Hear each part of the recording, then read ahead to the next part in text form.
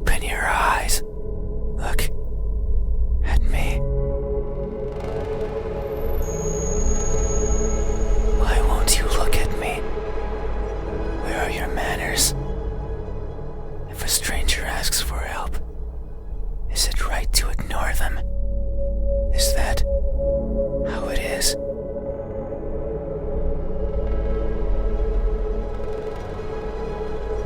I will share a secret with you. I have never seen myself before. I don't know if my face is ugly. I don't know the color of my skin. I don't know if I'm even here. That is why I need you to open your eyes so you can tell me how I look. But I'm also shy, so I might hide the moment you do. You won't find me anywhere, and soon you will forget, like a faded dream. I know you're not asleep. You listen with those tiny ears of yours. They look so fragile, like I could almost grab them. Put my fingers around them and tear them off. If I do, will you scream? Will I hear your voice? It was a joke. I'm joking. Don't be scared. Hey, how do you think my eyes look when our gazes finally meet? What will you find? Answer me.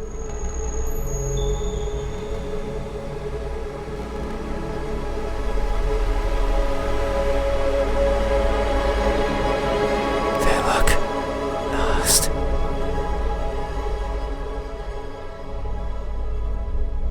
That may be so. I am never sure of where I am. My days consist of wandering about aimlessly, searching for something. I worry that if I'm not paying attention, what I'm searching for will slip away. The thought terrifies me. It terrifies me so much. So I always keep my eyes peeled, even if there's nothing to see. That way, nothing will slip away, no matter where it goes. And no matter where it hides, no matter how terrifying the world might be, no matter the countless terrible things I witness by mistake in the process, no matter what, I will never blink. I will forever be confused by the world around me. I will forever be lost. But what is that something that I'm searching for? It's been so long since my wandering began. I can no longer recall the feelings that drove me to it. What is it? Is it something I can hold? Is it a being of flesh and bones? Is it nearby? Is it you?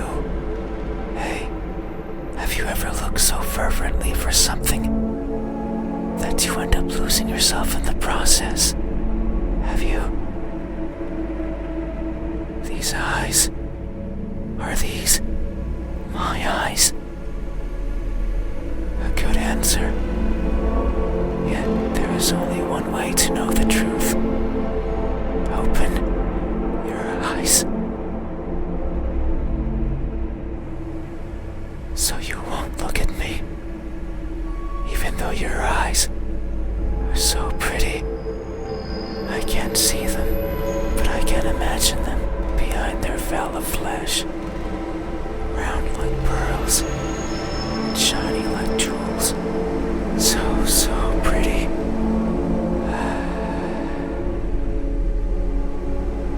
It's fine. We still have time. The night is still and silent. People are good at closing their doors. Do you know what a door is? Of course you know. You have one. Right there, at the verge of your little world. A door is a barrier to keep the bad out. The bad can be anything. A bad person, a bad smell, and sometimes me. I can't open doors. I find them tricky. Should I push or pull? Should I turn the knob left or right? Should I try to take it off its hinges? Should I chip away at it, hoping it will fall apart? And what happens when it opens? Do I close it behind me? Do I keep it open?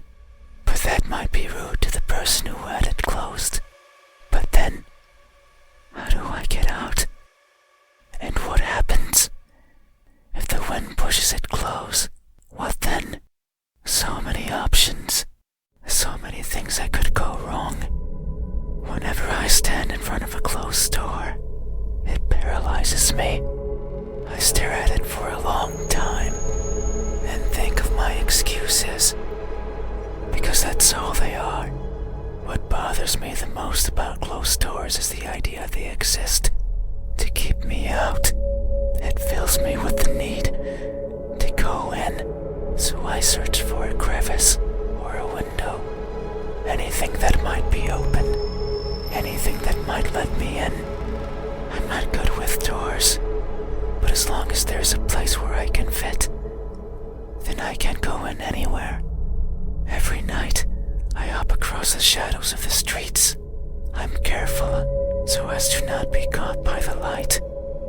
In my eternal search, I pick a place where to rest.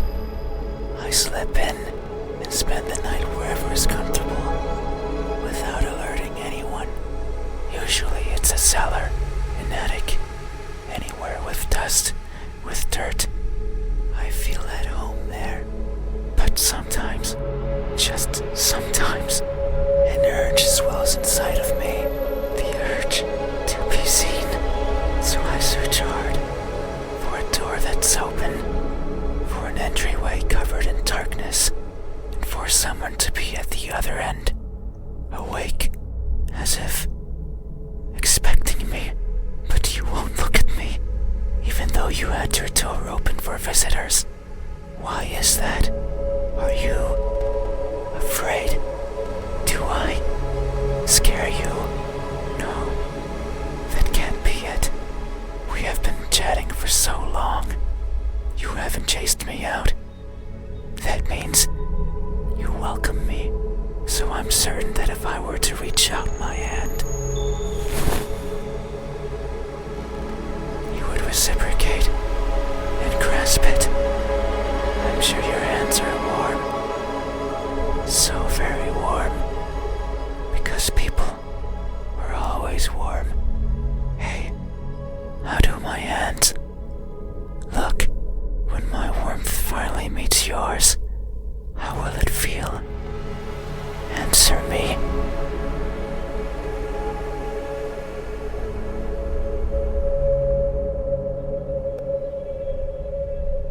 They look tired.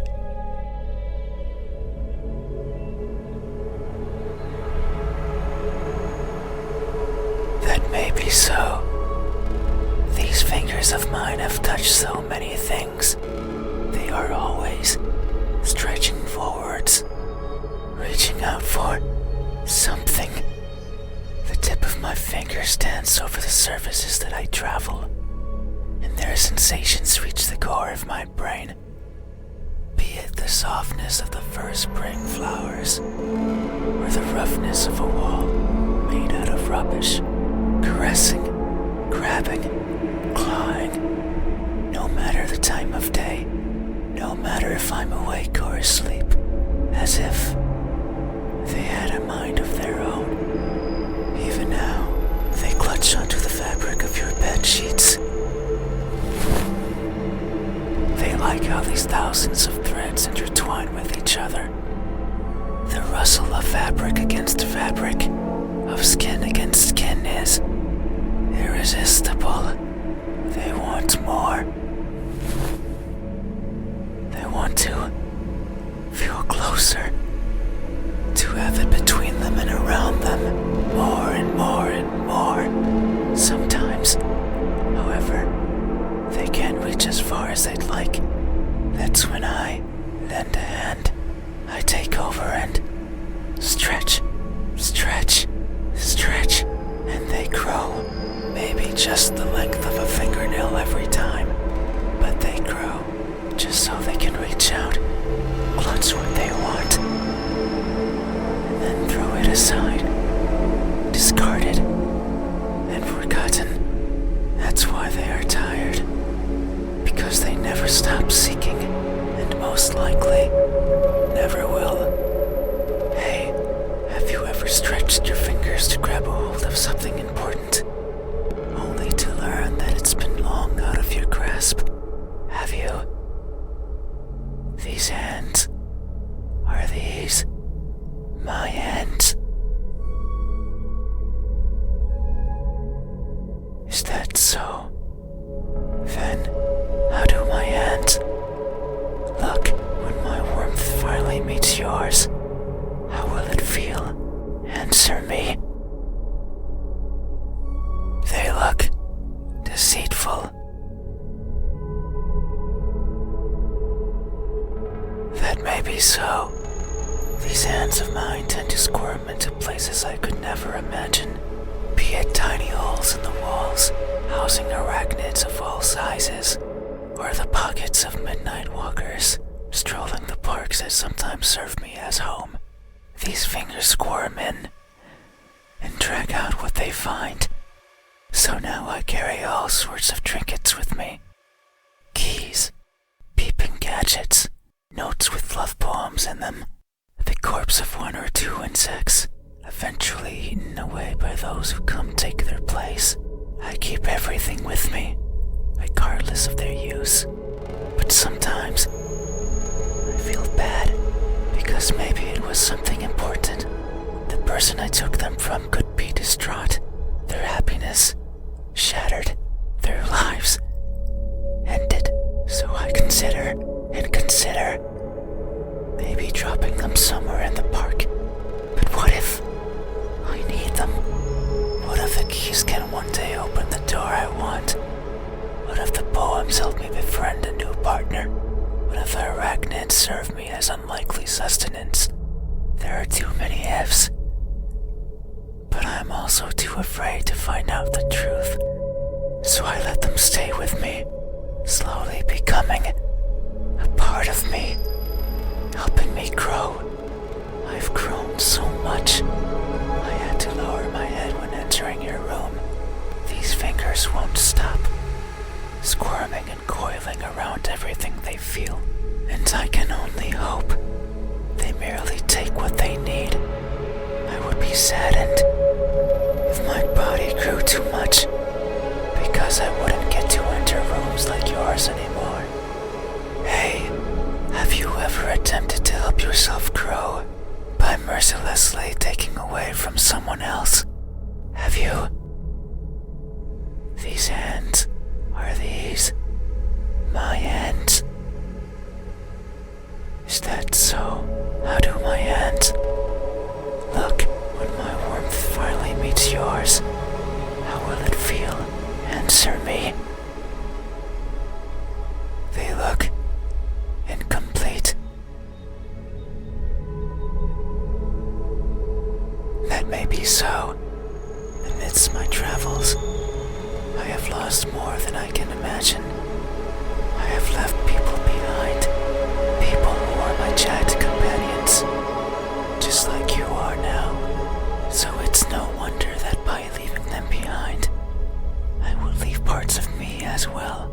Things such as skin, or flesh, or bones, or anything that makes me,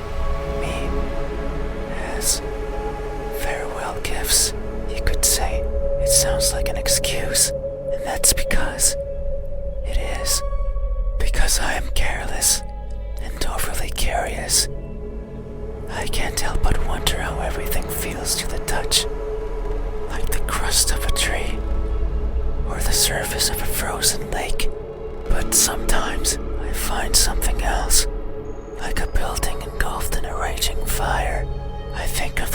flames in the distance, or the suffering and death and charred skin, and wonder, how does that feel?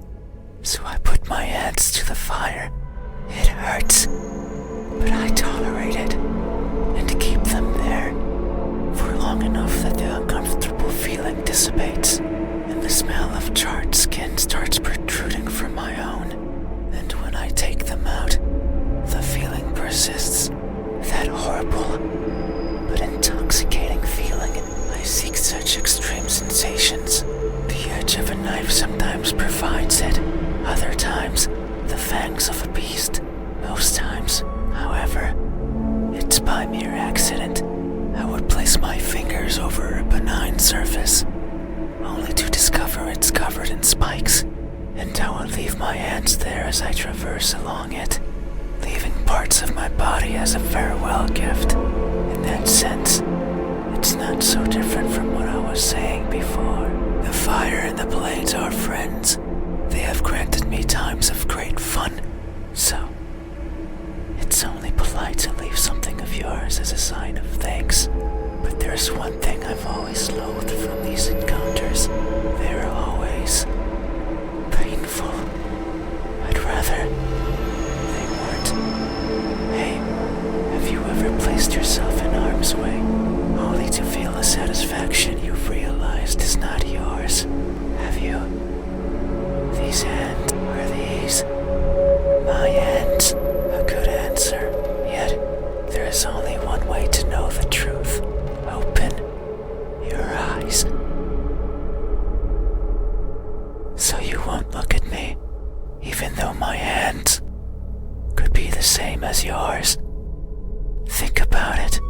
Maybe you and I are similar. No, I know we are. I can feel it in my skin.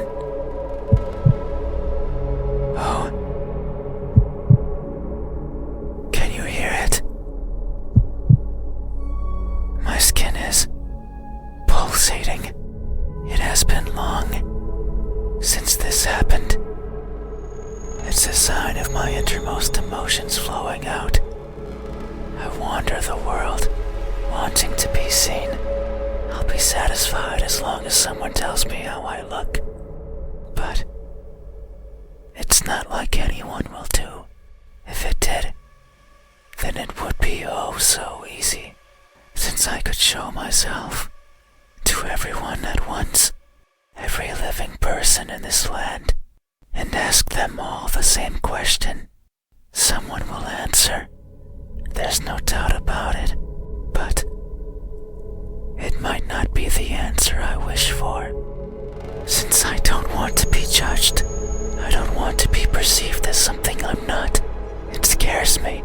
That is why, when someone is on the verge of looking at me, I shy away. I hide, fading into the dark. But you might be different.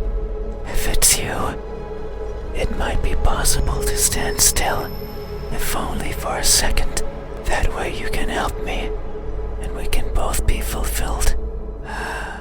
Just thinking about it, it makes me feel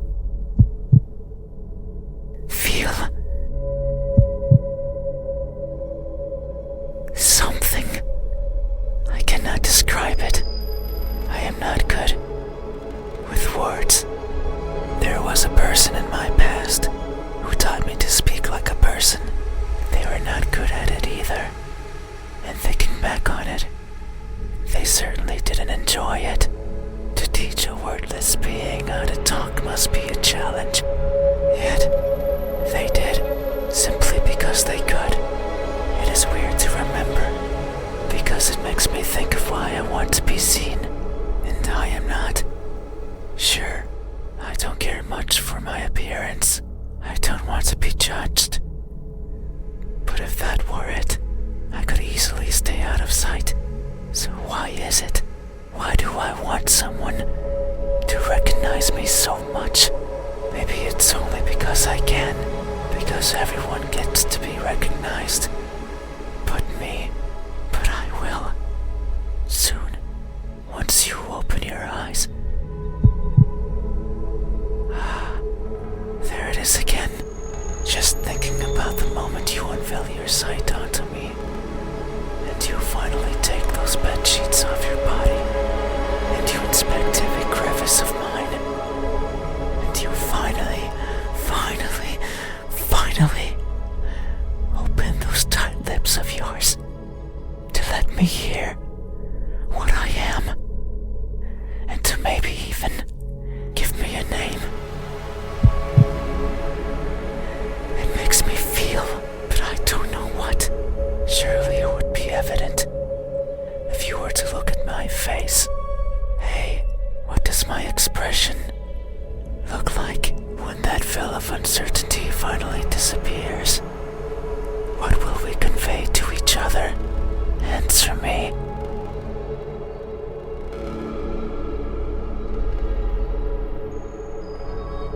A cheerful smile. That may be so. It would only make sense for the end of this journey to bring me joy. It has been so long. I can no longer remember where it all began. But who's to say it had a beginning? Maybe the starting point is that faint memory, the earliest one I can recall. I was walking, and for some reason, it was daytime. I rarely travel during the daytime, only when the fear of being seen isn't there. So I must have believed that was the case. But it's strange, since the place I was walking through was a city, one full of people.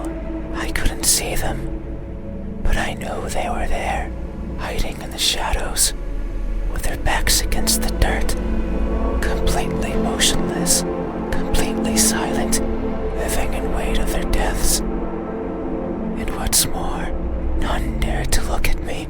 Did they even know I was there? Maybe they did not care. All I remember is feeling a certain kinship towards the hidden inhabitants of that settlement. They were like me, living in fear of what others might think. And who's to say I wasn't one of them? Maybe I spent my days as part of the scenery as well, and one day I decided to go for a walk that hasn't yet found its end. It's my earliest memory, and my most joyful one. No experience afterwards had made me want to smile more than that. So if you say I am smiling, then surely that's how it must be. But tonight, I'm not joyful. So if my expression is truly one of cheer, then I must be lying through my smiling teeth. Hey, have you ever expressed honest happiness in your face when in reality you're feeling anything but? Have you? This expression, is this my expression? Is that so? What does my expression look like when that veil of uncertainty finally disappears? What will we convey to each other? Answer me. A surprised grimace. That may be so. Tonight is the first I hear about my eyes, or my hands, and the new and unexpected is always a source of surprise. People always act surprised when I show myself before them, so it makes sense that my appearance would surprise me as well. At times, they stop moving, merely looking at me in awe. At others, they scream and run and exhaust themselves to the point they can't think. Others, they don't feel much at all. They sit and stay and attempt to talk. I don't like when they do that. It's like they are not seeing me, not recognizing me. I much prefer when they freeze. I much prefer when they scream. A reaction is what I want. It's a sign that I am there and that my existence means something to them. That's why I like you. You did not scream, yet you did not run either. You were surprised and averted your eyes, but instead you stayed, listening, acknowledging. You are the first to do this for me. You are new and unexpected, yet how odd. Is this really surprise? No.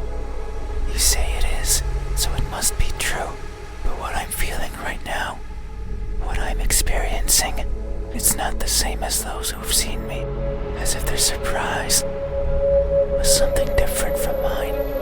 Hey, have you ever acted surprised? Not because you are, but because you believe that's how you must feel. Have you? This expression, is this my expression? Is that so? Then, what does my expression look like when that veil of uncertainty finally disappears? What will we convey to each other? Answer me. An emotionless stare.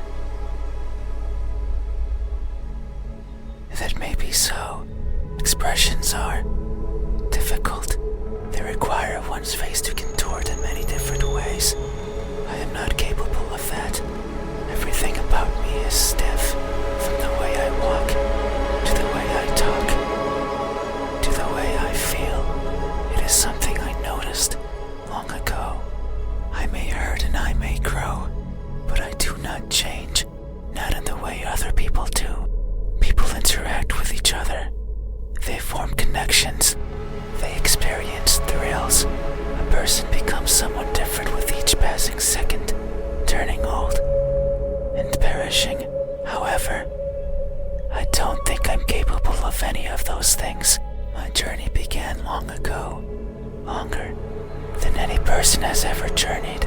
And in my life, I have seen others born and die, born and die. A person's existence is so fleeting, and yet so many things happen to them, so many worthwhile memories. It is something I lack.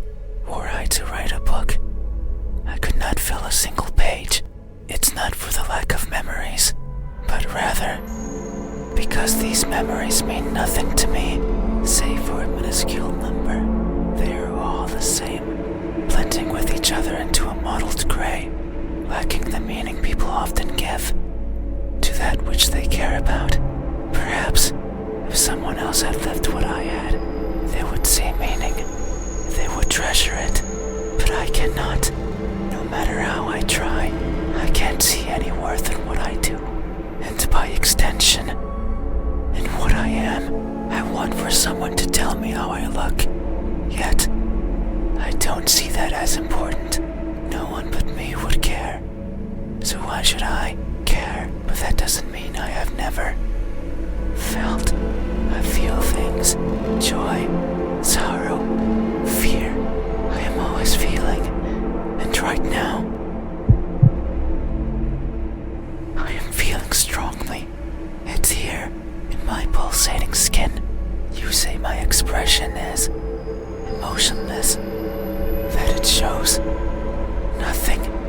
And if you say so, it must be true. But soon you will see something, because what I'm feeling is not nothing.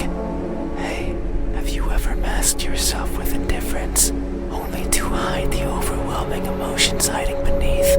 Have you? This expression, is this my expression? I see. Thank you. You have truly helped me tonight. These are my eyes. These are my hands. And this is my expression. I consider these my most treasured features, and you have helped me picture them all. No one has done this for me.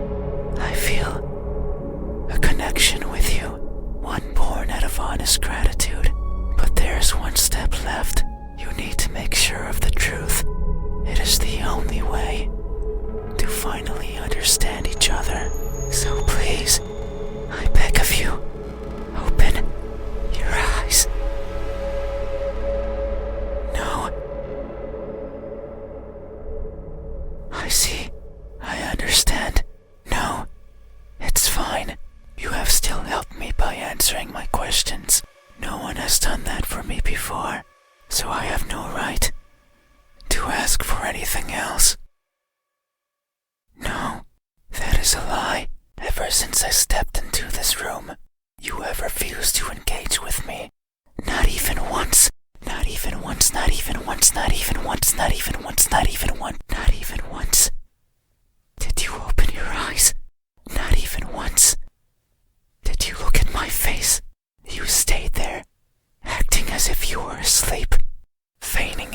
and not moving an inch. At times making me believe that our conversation was just in my head. You haven't opened your mouth, but you didn't need to. I can hear far, far beyond what most others can, and I can see further than what others would consider the dark, empty bottom. That's why I know that I wasn't wrong. You are, like me. We are the same. You too. Look for what's not there. You too. Reach out for what might hurt you. And you too are a liar. The type that shows one thing and feels another. But you made a mistake. I know you're lying, because every answer you've given me so far has been wrong. I am not what you said I am. These eyes, these hands, this expression, they aren't mine. Maybe they are yours, but I do not care. Not anymore. Open your eyes. I didn't want to be judged. I didn't want to be perceived for something I'm not. And that's all you did. So now, you will open your eyes and see me for what I truly am. You said so. Remember that in this room, you know how everything looks. It was those words that brought me here. So you have to do right by that which you claimed. It is time. Open your eyes. Open your eyes.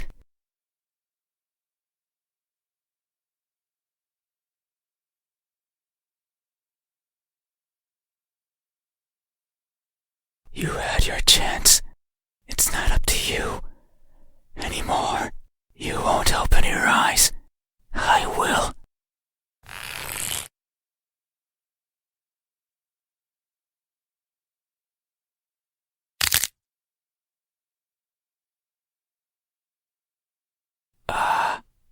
Your eyes are as beautiful as I imagined. Tell me, my new friend, what do you see?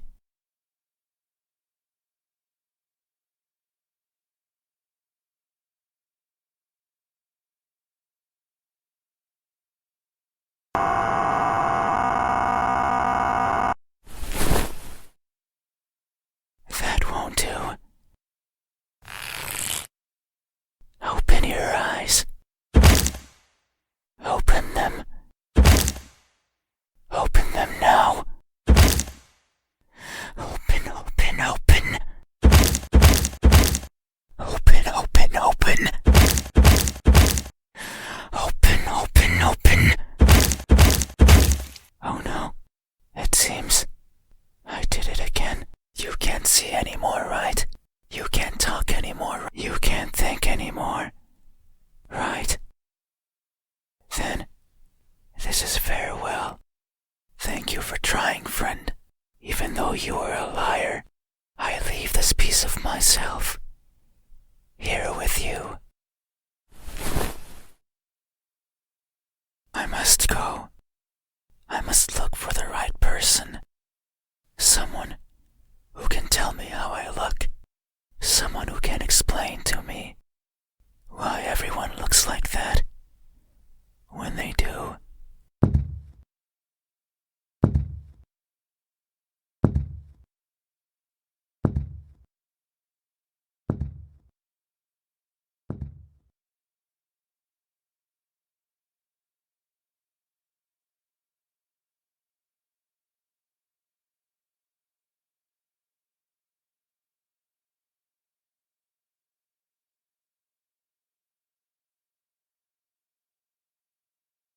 Is this my expression?